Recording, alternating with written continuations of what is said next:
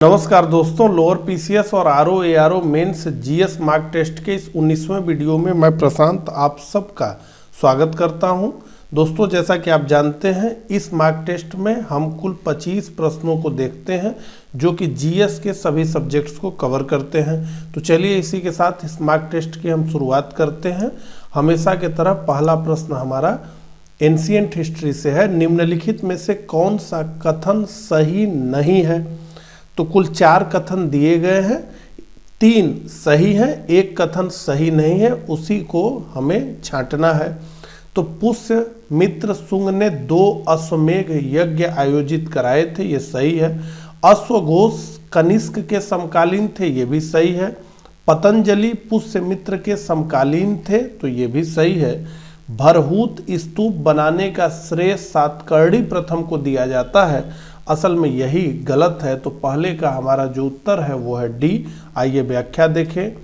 तो पुष्य मित्र शुंग के राज्यपाल धनदेव के अयोध्या अभिलेख से हमें ये ज्ञात होता है कि पुष्य मित्र शुंग ने 2 अश्वमेघ यज्ञ कराए थे और इसे कराने का जो श्रेय दिया जाता है वो पतंजलि को दिया जाता है। और ये जो भरहूत स्तूप है इसे बनाने का श्रेय भी पुष्यमित्र शुंग को ही दिया जाता है। इसके अलावा सातकर्णी से संबंधित यहाँ पे कुछ तथ्य दिए गए हैं, आप इसे पढ़ सकते हैं। हम अब आ गए हैं दूसरे प्रश्न पे। निम्न में से किस मूर्ति कला में सदैव हरित स्तरित चट्टान का प्रयोग माध्यम के रूप में होता है?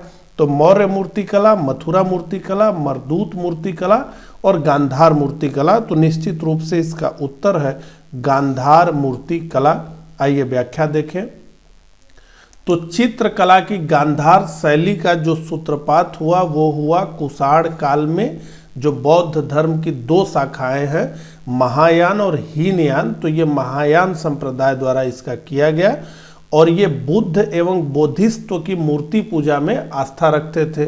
तो गांधार कला की जो विषय वस्तु है ये भारतीय तथा शैली यूनानी रोमन थी और इसीलिए इस शैली को यानी गांधार शैली को ग्रीको रोमन या हिंद यूनानी कला भी कहा जाता है। और हरित स्तरित चट्टान का प्रयोग गांधार मूर्ति कला में किया जाता है। अब आ गए हम तीसरे प्रश्न पे।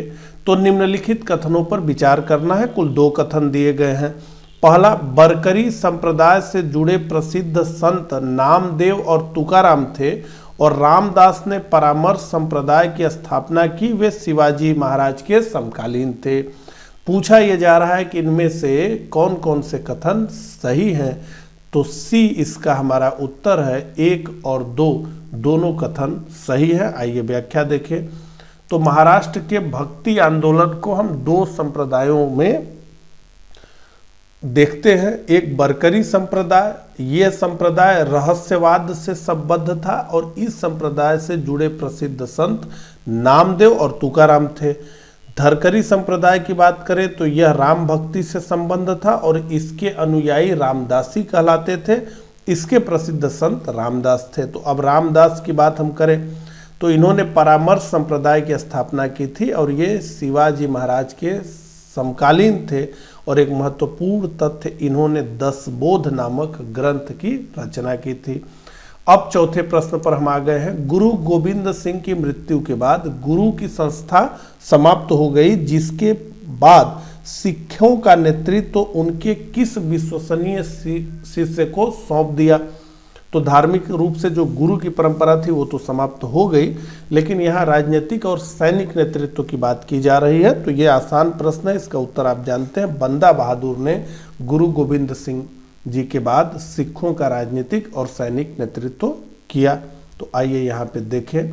तो सिखों के 10वें और अंतिम गुरु गुरु गोविंद सिंह ने 1699 में व्यक्तिगत गुरुत्व के सिद्धांत को समाप्त कर खालसा पंथ की स्थापना की और इनकी मृत्यु के बाद गुरु परंपरा समाप्त हो गई। बंदा बहादुर गुरु गोविंद सिंह के प्रिय शिष्य थे, जिन्होंने उनकी मृत्यु के पश्चात सिखों का नेतृत्व संभाला। अब 5वें प्रश्न पर हम आ गए हैं। निम्नलिखित में से कौन सा सही सुमेलित नहीं है? तो कुल 4 ऑप्शन दिए गए हैं और 3 सही सुमेलित है, 1 सही सुमेलित नहीं है। तो क्षोभ मंडल, मौसम संबंधी घटनाएं, समताप मंडल ओजोन परत, आयन मंडल पृथ्वी की सतह की ओर परावर्तित रेडियो तरंगे और मध्य मंडल ध्रुवीय ज्योति। असल में यही सुमेलित नहीं है, तो यहाँ पर व्याख्या लिखी गई है। मौसम संबंधी समस्त घटनाएं क्षोभ मंडल में घटित होती है, जबकि पृथ्वी की सतह की ओर रेडियो तरंगों का परावर्तन आयन मंडल से होता है। आयन मंडल में घटित होने वाली अन्य घटनाएं इस प्रकार है, यानी ब्रह्मांडीय किरणों का परिलक्षण, उत्तरी ध्रुवीय प्रकाश तथा दक्षिणी ध्रुवीय प्रकाश के दर्शन, ओजोन परत समताप मंडल में विस्थापित है। अब आ गए हम छठे प्रश्न पे। निम्नलिखित को भौगोलिक क्षेत्र में प्रतिशत की दृष्टि से वनावरण के घटते हुए क्रम में व्यवस्थित कीजिए। तो कुल 4 क्षेत्र दिए गए हैं, कहाँ सबसे अधिक है, उसके बाद उससे कम, उसके बाद उससे कम, इस क्रम में हमें सजाना है। यहाँ पे नीचे कूट दिया गया है। तो सबसे अधिक पश्चिमी घाट, उसके बाद पूर्वी घाट, उसके बाद पश्चिमी हिमालय और उसके बाद पूर्वी हिमालय। इस हिसाब से ये हमारा उत्तर है। आइए व्याख्या देखें। तो भौगोलिक क्षेत्र में प्रतिशत की दृष्टि से अगर हम देखें तो सर्वाधिक वनावरण पहले पश्चिमी घाट 8%, पूर्वी तट 3.2%, पश्चिमी हिमालय 2.99% और पूर्वी हिमालय 1% से भी कम। अब आ गए 7वें प्रश्न पे हम, और बहुत सुंदर सा ये जो है कॉन्सेप्ट है। अगर इस कॉन्सेप्ट को आप जानते होंगे तो इसका उत्तर भी आप दे लेंगे। ग्लोबल सीड वाल्ट निम्न में से किस स्थान पर अवस्थित है? तो आर्कटिक में स्वालबर्ड द्वीप पर, सीरिया के अलेपा शहर में, भारत में लद्दाख के लांगला टाप पर और आर्कटिक महासागर के पास साइबेरिया में। तो आइए इसकी व्याख्या देखें और ये पूरा मामला क्या है उसको भी समझें। तो नॉर्वे और उत्तरी ध्रुव के बीच स्वालबर्ड द्वीप आर्कटिक पर विश्व का सबसे बड़ा बीज भंडार ग्लोबल सीड वाल्ट अवस्थित है। भारत की अगर हम बात करें तो लद्दाख के चांगला टाप पर भारत ने अपना सीड बैंक बनाया है, जिसका संचालन रक्षा अनुसंधान एवं विकास संगठन करता है। यहाँ 50,000 सीड्स को संरक्षित करने वाले इस बैंक में 5,000 सीड्स संरक्षित किए गए हैं, तो इसकी क्षमता 50,000 तक है। अब ये क्यों किया जाता है इसे हम समझ लें। तो बाढ़, भूकंप, सुनामी जैसी भीषण प्राकृतिक आपदाओं या युद्ध जैसी मानव जनित आपदाओं से धरती की बहुमूल्य जैव संपदा पूरी तरह नष्ट न हो, इसके लिए जीन बैंक या सीड बैंक बनाए जाते हैं। और अगर इसके लिए बनाए जाते हैं तो निश्चित रूप से ये वहीं पे बनाए जाएंगे जहां या तो मानवों का बिल्कुल दखल नहीं है या फिर बहुत कम है। अब आ गए हम 8वें प्रश्न पे। हमारे सौर मंडल के निम्नलिखित में से किस ग्रह का द्रव्यमान न्यूनतम है? वरुण, बृहस्पति, मंगल, बुध। तो निश्चित रूप से इसका उत्तर है बुध। आइए व्याख्या देखें। तो हमारे सौर मंडल में सबसे कम द्रव्यमान बुध ग्रह का है, बृहस्पति ग्रह का द्रव्यमान सर्वाधिक है। यहाँ पे दिया गया है ग्रह और द्रव्यमान, देख सकते हैं आप। अब आ गए 9वें प्रश्न पे हम। नीलगिरी तहर का विचरण स्थल है। अगर नीलगिरी तहर को आप जानते होंगे तो इसका उत्तर आप दे लेंगे। सुंदरवन में, फूलों की घाटी में, इराविकुलम राष्ट्रीय पार्क में और मानस राष्ट्रीय उद्यान में। तो देखिए ये तमिलनाडु का राष्ट्रीय पशु है नीलगिरी तहर, और इसलिए इराविकुलम राष्ट्रीय पार्क में ये सर्वाधिक मात्रा में पाया जाता है। तो सी इसका उत्तर था। नीलगिरी तहर तमिलनाडु का राजकीय पशु है। यह इरावलीकुलम राष्ट्रीय पार्क में अधिक संख्या में पाए जाते हैं। इसके अलावा ये आदिमाली वन, साइलेंट वैली और मुंडन थुराई टाइगर रिजर्व क्षेत्रों में मिलते हैं। इसे भारतीय वन्य जीव संरक्षण अधिनियम 1972 के तहत संरक्षित सूची में रखा गया है, यानी इसके ऊपर भी खतरा है। अब आ गए 10वें प्रश्न पे हम। तो सूची 1 को सूची 2 से सुमेलित करना है। सूची 1 में बाघ रिजर्व हैं और सूची 2 में राज्य है। तो अब एक तरफ बाघ रिजर्व और दूसरे तरफ वो किस राज्य में अवस्थित है ये आ गया। तो बांदीपुर चूंकि मैंने घूमा हुआ है तो ये कर्नाटक में है, ये सटीक उत्तर मुझे पता है। अगर ए का 3 है तो ए का 3 हमें ए में दिखता है और डी में दिखता है, इसका मतलब सी उत्तर नहीं होगा और बी उत्तर नहीं होगा, ए डी में से कोई एक उत्तर इसका होना चाहिए। अब अगर हम मानस की बात करें तो मानस असम में है, हम जानते हैं, एक प्रसिद्ध फैक्ट है ये। तो बी का 1 हमारा है। अब बी का 1 हम खोजें तो कहाँ है, तो ए में बी का जो है 2 है, जबकि डी में बी का 1 है और इसका मतलब डी हमारा इसका उत्तर है। आइए व्याख्या देखें। बाघ परियोजना यानी प्रोजेक्ट टाइगर वर्ष 1973 में प्रारंभ की गई थी। 1972 में ये पता चला कि 20वीं सदी के प्रारंभ के 40,000 से घट करके बाघों की संख्या 1827 रह गई है और इस दौरान वन्य जीवों को संरक्षित करने के उद्देश्य से वन्य जीव संरक्षण अधिनियम 1972 प्रभाव में लाया गया, जिसके तहत बाघ संरक्षण हेतु परियोजना निरूपित करने के लिए एक कार्यबल का गठन किया गया। और भी महत्वपूर्ण तथ्य यहाँ पे और यहाँ पे दिए गए हैं, आप पढ़ सकते हैं। 11वें प्रश्न पर हम आ गए हैं। निम्नलिखित कथनों पर विचार करें तो कुल 3 कथन यहाँ पे दिए गए हैं। नासा के डान मिशन को मुख्य रूप से एक्सोप्लैनेट्स का अध्ययन करने के लिए केंद्रित किया गया था। केपलर अंतरिक्ष यान ने एक्सोप्लैनेट्स की पहचान करने के लिए पारगमन विधि का उपयोग किया। एक्सोप्लैनेट्स वास्तव में आंतरिक सौर मंडल में छोटे ग्रह हैं। तो नीचे दिए गए कूट से सही कथन का चयन हमें इनमें से करना है और बी हमारा उत्तर है। इसमें से केवल एक ही कथन जो दूसरा है वही सही है। केपलर अंतरिक्ष यान ने एक्सोप्लैनेट्स की पहचान करने के लिए पारगमन विधि का उपयोग किया था। आइए व्याख्या देखें। तो एक्सोप्लैनेट्स या अतिरिक्त सौर ग्रह सूर्य के सौर मंडल के बाहर का एक ग्रह है, जबकि क्षुद्र ग्रह छोटे ग्रह हैं। डान मिशन मुख्य रूप से एस्टेरॉयड्स के अध्ययन पर केंद्रित था, जबकि केपलर मिशन मुख्य रूप से एक्सोप्लैनेट्स के अध्ययन पर केंद्रित था, जिसमें केपलर अंतरिक्ष यान ने एक्सोप्लैनेट्स की पहचान करने के लिए पारगमन विधि का उपयोग किया था। और इस प्रकार कथन 2 सही है और कथन 1 और 3 गलत है। 12वें प्रश्न पे हम आ गए हैं। भारत सरकार द्वारा शुरू की गई वज्र योजना के संबंध में क्या सत्य है? 4 कथन है। तो इस योजना को बेरोजगारी दूर करने के लिए संचालित किया गया है, भूखमरी दूर करने से ये संबंधित है, विदेशी कंपनियों को स्थापित करने से ये संबंधित है, या एनआरआई तथा विदेशी वैज्ञानिकों के समुदाय को देश में अंशदान एवं विकास में भाग लेने व कार्यान्वित करने में सक्षमता प्रदान करने के लिए ये है। तो 12 का हमारा डी उत्तर है। तो आइए व्याख्या देखें। तो विज्ञान और प्रौद्योगिकी मंत्रालय द्वारा विदेशों में भारतीय वैज्ञानिकों को एक साथ लाने की योजना शुरू की गई है वज्र के माध्यम से। विज्ञान और प्रौद्योगिकी विभाग की वज्र योजना एनआरआई और विदेशी वैज्ञानिक समुदाय को भारत में अनुसंधान और विकास में भाग लेने और योगदान करने में सक्षम बनाती है। इसका उद्देश्य भारतीय संसाधनों को दुनिया के सर्वश्रेष्ठ संकायों से जोड़ना है। तीसरे प्रश्न पे हम आ गए हैं। वर्गीकरण विज्ञान के लिए ई के जानकी अम्माल राष्ट्रीय पुरस्कार किसके द्वारा प्रदान किया जाता है? तो सबसे पहले तो ये पुरस्कार ही बहुत कम प्रसिद्ध है, फिर भी देखते हैं।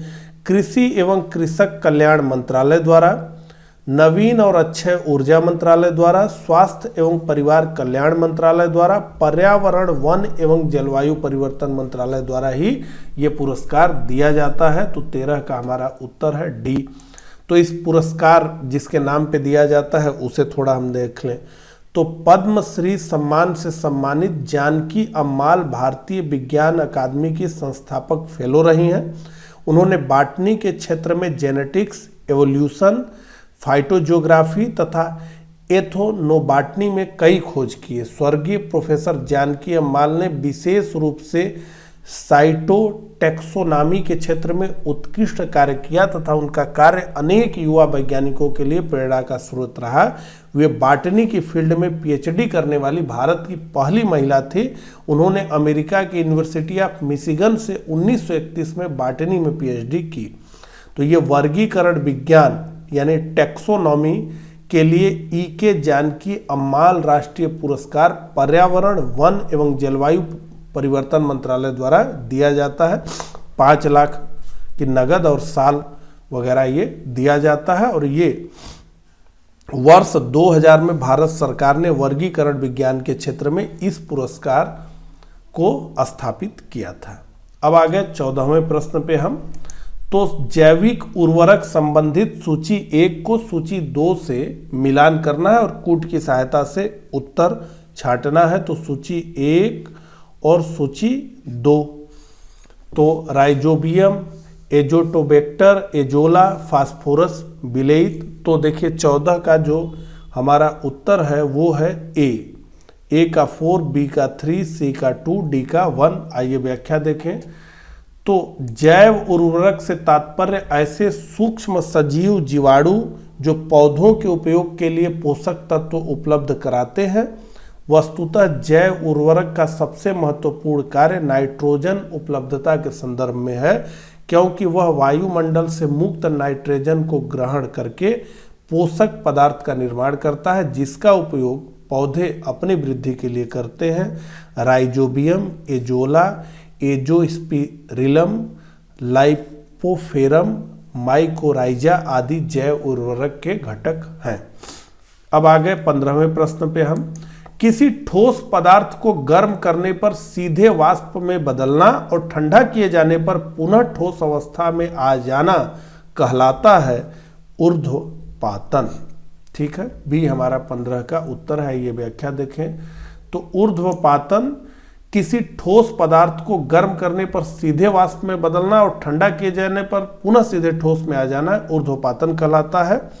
इसके कुछ महत्वपूर्ण पदार्थ नेप्थलीन, कपूर, बेंजोइक अम्ल, नौसादर, एंथ्रेसीन आदि। 16वें प्रश्न पे हम आ गए हैं।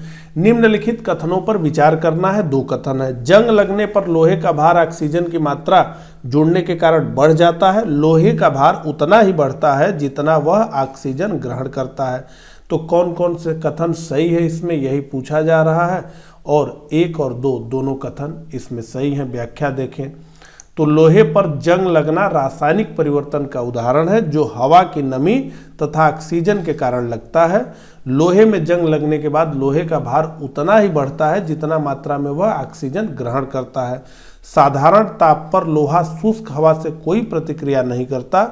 लोहे में जंग लगने में बना पदार्थ पेरिस्फोरिक ऑक्साइड होता है। जस्तेदार लोहे में जंग नहीं लगता क्योंकि इसमें ऑक्सीकरण की क्षमता पाई जाती है। 17वें प्रश्न पे हम आ गए हैं। इंडियन पॉलिटी का ये प्रश्न है। संसद की निम्नलिखित में से किस समिति में राज्यसभा से कोई सदस्य नहीं होता? लोक लेखा समिति, सरकारी उपक्रम समिति, प्राक्कलन समिति, वित्त विषयक विभाग से संबद्ध अस्थायी समिति। तो प्राक्कलन समिति में कुल 30 सदस्य होते हैं और सभी के सभी लोकसभा से आते हैं। तो यहाँ पे व्याख्या है। प्राक्कलन समिति संसद की अस्थायी समितियों में सबसे बड़ी है। इस समिति का गठन लोकसभा में किया जाता है। इसमें कुल 30 सदस्य होते हैं, सभी के सभी लोकसभा से होते हैं। राज्यसभा के सदस्यों को इसमें शामिल नहीं किया जाता। अब आ गए 18वें प्रश्न पे हम। भारत के किस राज्य में सर्वप्रथम महिला मुख्यमंत्री बनी थी? तो इसका गौरव है उत्तर प्रदेश के नाम। एक बहुत बड़े स्वतंत्रता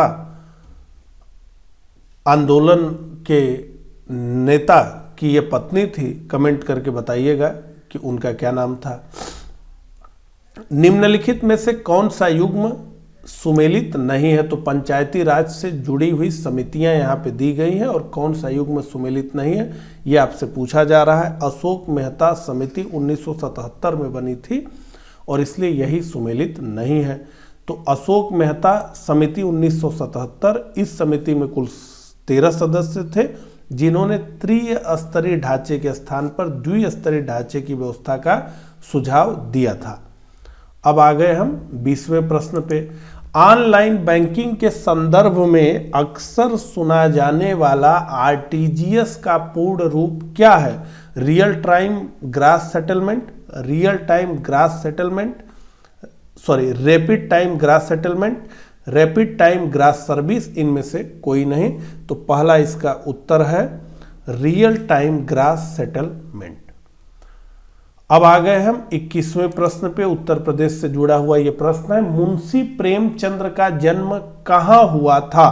कानपुर में, आरामपुर में, गाजियाबाद में? तो निश्चित रूप से वाराणसी में, लमही के पास इनका जन्म हुआ था। तो मुंशी प्रेमचंद्र का जन्म 31 जुलाई 1880 को वाराणसी के निकट एक गांव लमही में हुआ था। उनके बचपन का नाम धनपत राय, जिसका मतलब होता था धन का मालिक, और प्रेमचंद्र को 20वीं शताब्दी के सबसे प्रमुख हिंदी लेखकों में से एक माना जाता है। 22वें प्रश्न पे हम आ गए हैं। उत्तर प्रदेश में नॉलेज पार्क की स्थापना कहाँ की गई? लखनऊ में, वाराणसी में, गाजियाबाद में? निश्चित रूप से आसान प्रश्न है, ग्रेटर नोएडा में की गई। अब हम आ गए हैं 23वें प्रश्न पर। हाल ही में किस राज्य सरकार द्वारा प्रसाद की स्वच्छता को सुनिश्चित करने के लिए भोग योजना का शुभारंभ किया गया है? भोग योजना, तो मध्य प्रदेश, उत्तर प्रदेश, हरियाणा और गुजरात। तो इसका उत्तर है उत्तर प्रदेश। आइए इसकी व्याख्या देखें। तो उत्तर प्रदेश सरकार द्वारा प्रसाद की स्वच्छता को सुनिश्चित करने के लिए भोग यानी blissful and hygienic offering to God योजना का शुभारंभ किया गया है। क्या है? इस योजना के तहत मंदिरों, मस्जिदों, दरगाहों, गुरुद्वारों पर वितरित होने वाले प्रसाद, भंडारा और लंगर को food safety and standard authority of India के मानकों के स्तर का होना अनिवार्य बना दिया गया है। अब आ गए हम 24वें प्रश्न पे। बड़ा महत्वपूर्ण प्रश्न है। हाल ही में भारतवंशी वेबल राम कलावन निम्न में से किस देश के राष्ट्रपति निर्वाचित हुए हैं? Canada, Seychelles, New Zealand, Lebanon? तो सेशेल्स के ये जो है राष्ट्रपति निर्वाचित हुए हैं वेबल राम कलावन, और इसीलिए ये महत्वपूर्ण प्रश्न बन जाता है। ये बिहार के थे। तो आइए थोड़ा देखें। तो इनके पूर्वज यानी वेबल राम कलावन के पूर्वज बिहार के गोपालगंज जिले के बरौली प्रखंड के परसोनी गांव के रहने वाले थे। 135 साल पहले गिरमिटिया मजदूर के रूप में ये मॉरिशस गए थे। तो उस समय जो है यहाँ से यानी भारत से जहाज़ों में मजदूरों को लेकर के जाया जाता था, मॉरिशस में लेके जाया जाता था, त्रिदिना, टोबको, सेशल्स, इन सब जो है देशों पे खेती कराने के लिए इनको लेके जाया जाता था। और इनके साथ एक एग्रीमेंट किया जाता था कि आप 4 साल काम करेंगे, 5 साल काम करेंगे। तो यही एग्रीमेंट, जो व्यक्ति एग्रीमेंट किया उसी का बिगड़ता हुआ रूप गिरमिटिया उसे कहा जाने लगा कि ये एग्रीमेंट किया हुआ व्यक्ति है।